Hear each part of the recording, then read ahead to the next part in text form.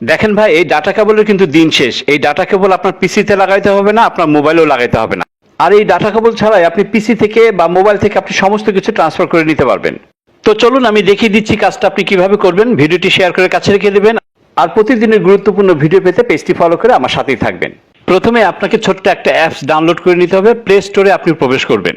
Play স্টোরে প্রবেশ করে আপনি সার্চ বারে এসে টাইপ করবেন ওয়াইফাই এফটিপি সার্ভার। এটা লিখে এই যে দেখেন ওয়াইফাই এফটিপি সার্ভার, এখানে আপনি ট্যাপ করবেন। এখন এটাকে আপনি ইনস্টল করে নেবেন। আমার ইনস্টল করা আছে, আমি জাস্ট এটাকে ওপেন করে নিচ্ছি। ওপেন করার সাথে সাথে আপনাকে এইভাবে দেখাবে, কোনো কিছু করতে হবে না। যে স্টার্ট লেখা রয়েছে এখানে আপনি ক্লিক করবেন।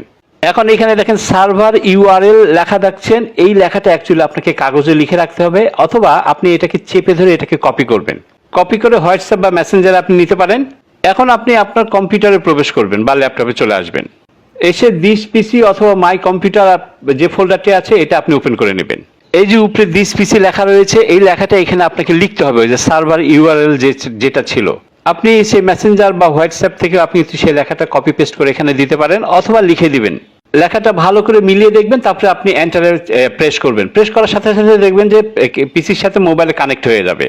এখন দেখেন আপনি আপনার ইচ্ছা মতো যে কোনো ফাইল ফোল্ডারে ঢুকতে পারবেন, এবং যে ফাইলটা আপনার প্রয়োজন ঠিক সেই ফাইলটা আপনি কপি পেস্ট করে আপনার মোবাইলে অথবা আপনার পিসিতে আপনি ট্রান্সফার করে নেবেন।